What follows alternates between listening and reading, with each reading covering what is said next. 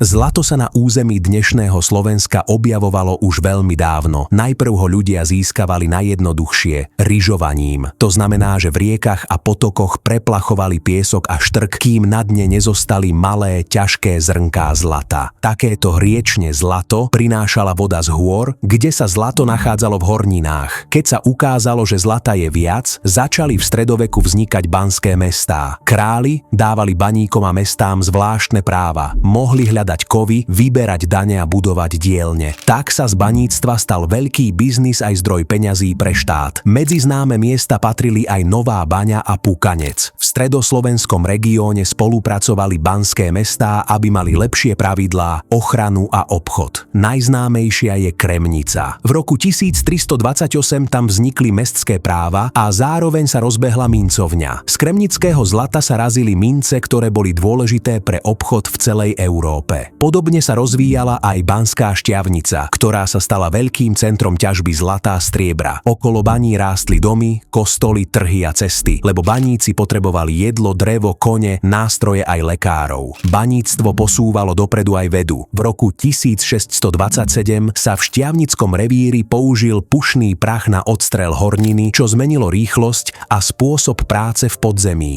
Neskôr vznikla banícka škola a v roku 1762 Banícka akadémia, miesto, kde sa učilo, ako bezpečnejšie ťažiť, merať, vetrať bane a spracovať rudu. Postupne však prišiel útlm. Keď v rude zostávalo málo zlata, ťažba bola drahá a mnohé bane v 19.